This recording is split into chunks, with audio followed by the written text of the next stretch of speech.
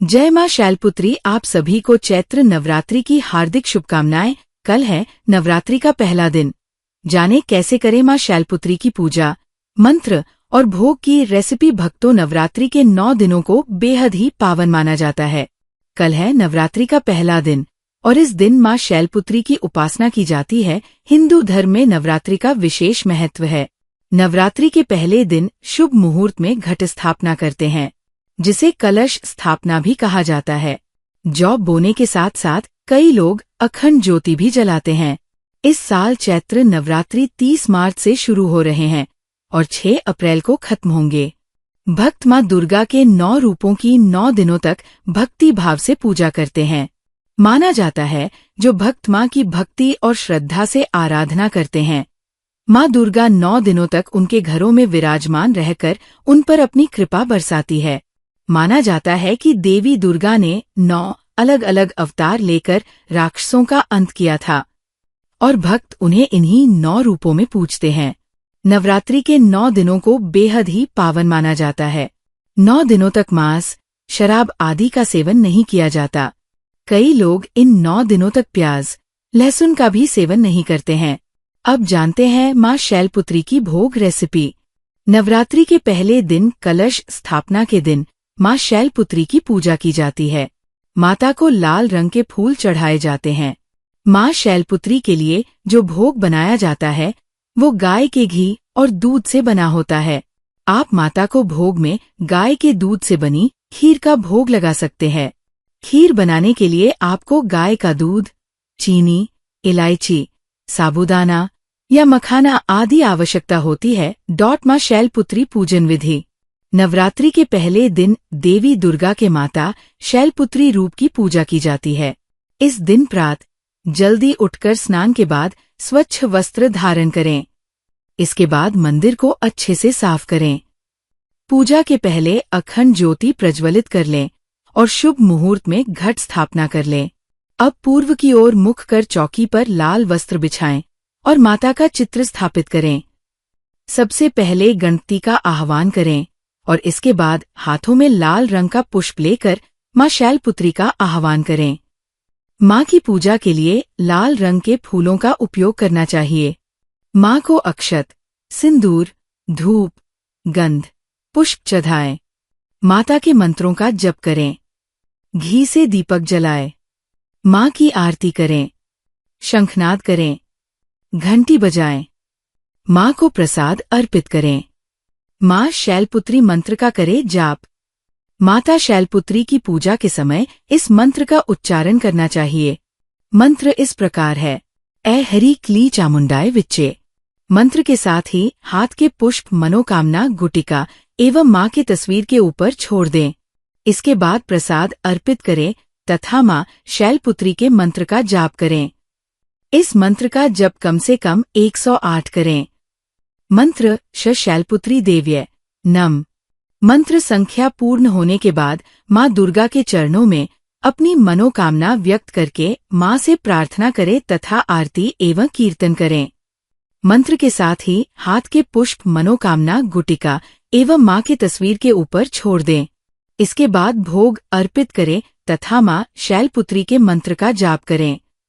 ये जप कम से कम 108 होना चाहिए। ध्यान मंत्र: वंदे वांछित लाभाय चंद्रार्ध कृत शेखराम वृषारूढ़ा शूलधरा शैलपुत्री यशस्विनीम। अर्थात देवी वृषभ पर विराजित है। शैलपुत्री के दाहिने हाथ में त्रिशूल है और बाएं हाथ में कमल पुष्प सुशोभित है। यही नवदुर्गाओं में प्रथम दुर्गा है। नवरात्रि के प्रथम दिन देवी उपासना के अंतर्गत शैलपुत्री का पूजन करना चाहिए। नवरात्रि के प्रथम दिन मां शैलपुत्री की पूजा होती है। शैलीपुत्री हिमालय की पुत्री है। इसी वजह से मां के इस स्वरूप को शैलपुत्री कहा जाता है। इनकी आराधना से हम सभी मनोवांछित फल प्राप्त कर सकते हैं। मां शैलपुत्री का प्रसन्न करने के लिए ये ध्यान मंत्र जपना चाहिए। इसके प्रभाव से माता जल्दी ही प्रसन्न होती है और भक्त की सभी कामनाएं पूर्ण करती है। माता शैलपुत्री पूजा विधि। सबसे पहले मां शैलपुत्री की तस्वीर स्थापित करें और उसके नीचे लकड़ी की चौकी पर लाल वस्त्र बिछाएं। इसके ऊपर केशर से शंख लिखें और उसके ऊपर मनोकामना पूर्ति गुटिका रखें। तत्पश्चात हाथ में लाल पुष्प लेकर शैलपुत्री देवी का ध्यान करें। नवरात्रि में दुर्गा पूजा के अवसर पर दुर्गा देवी के 9 रूपों की पूजा उपासना बहुत ही विधि विधान से की जाती है। इन रूपों के पीछे तात्विक अवधारणाओं का परिज्ञान धार्मिक, सांस्कृतिक और सामाजिक विकास के लिए आवश्यक है। आइए जानते हैं मां शैलपुत्री की पौराणिक कथा। मां दुर्गा को सर्वप्रथम शैलपुत्री के रूप में पूजा जाता है। हिमालय के वहां पुत्री के रूप में जन्म लेने के कारण उनका नामकरण हुआ शैलपुत्री। इनका वाहन वृषभ है, इसलिए ये देवी वृषारूढ़ा के नाम से भी जानी जाती है। इस देवी ने दाएं हाथ में त्रिशूल धारण कर रखा है और बाएं हाथ में कमल सुशोभित है। यही देवी प्रथम दुर्गा है। ये ही सती के नाम से भी जानी जाती है। उनकी एक मार्मिक कहानी है। एक बार जब प्रजापति ने यज्ञ किया तो इसमें सारे देवताओं को निमंत्रित किया, भगवान शंकर को नहीं। सती यज्ञ में जाने के लिए विकल हो उठीं। शंकर जी ने कहा कि सारे देवताओं को निमंत्रित किया गया है, उन्हें नहीं। ऐसे में वहां जाना उचित नहीं है। सती का प्रबल आग्रह देखकर शंकर जी ने उन्हें यज्ञ में जाने की अनुमति दे दी। सती जब घर पहुंची तो सिर्फ मां ने ही उन्हें स्नेह दिया। बहनों की बातों में व्यंग्य और उपहास के भाव थे। भगवान शंकर के प्रति भी तिरस्कार का भाव है। दक्ष ने भी उनके प्रति अपमानजनक वचन कहे। इससे सती को क्लेश पहुंचा।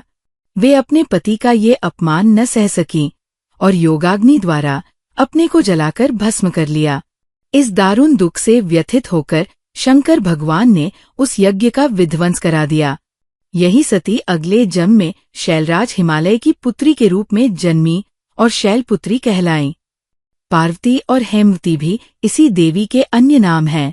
शैलपुत्री का विवाह भी भगवान शंकर से हुआ। शैलपुत्री शिवजी की अर्धांगिनी बनी। इनका महत्व और शक्ति अनंत है। आरती देवी शैलपुत्री जी की। शैलपुत्री मां बैल असवार, करे देवता जय जयकार। शिव शंकर की प्रिय भवानी, तेरी महिमा किसी ने न जानी। पार्वती तू उमा कहलावे, जो तुझे सुमिरे सो सुख पावे। रिद्धि सिद्धि परवान करे तू, दया करे धनवान करे तू। सोमवार को शिव संग प्यारी, आरती जिसने तेरी उतारी। उसकी सगरी आस पुजा दो, सगरे दुख तकलीफ मिटा दो।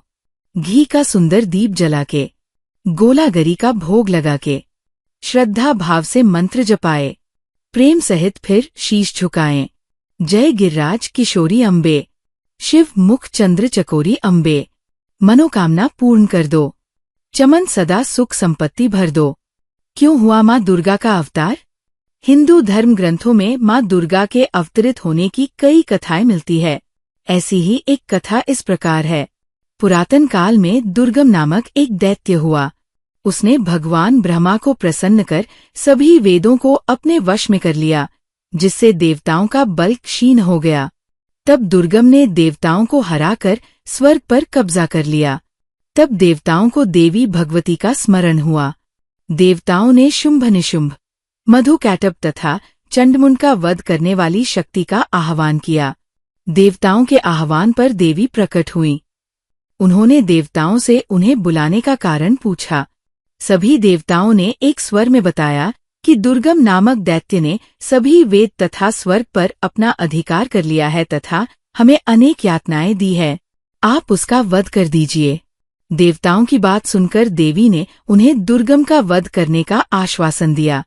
यह बात जब दैत्यों का राज दुर्गम को पता चली तो उसने देवताओं पर पुनः आक्रमण कर दिया। तब माता भगवती ने देवताओं की रक्षा की तथा दुर्गम की सेना का संहार कर दिया।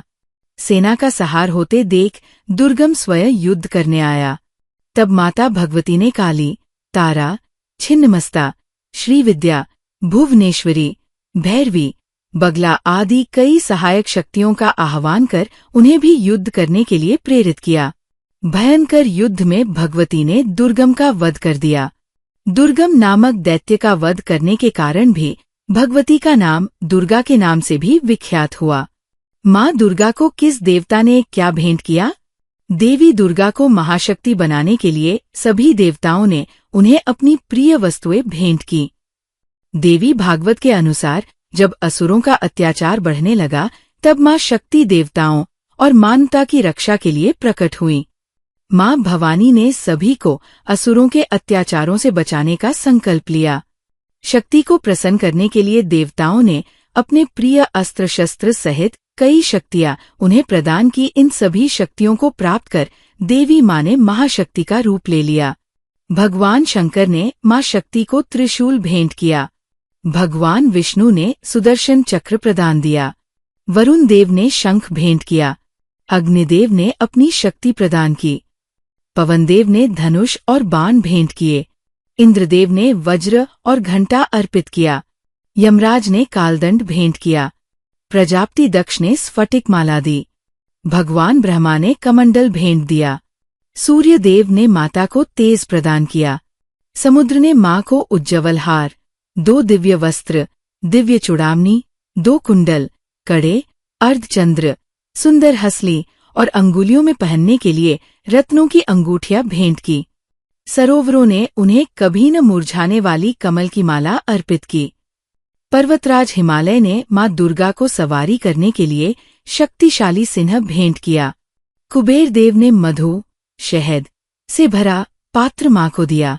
देवताओं से प्राप्त इन सभी शक्तियों को प्राप्त कर देवी माँ ने महाशक्ति का रूप ले लिया।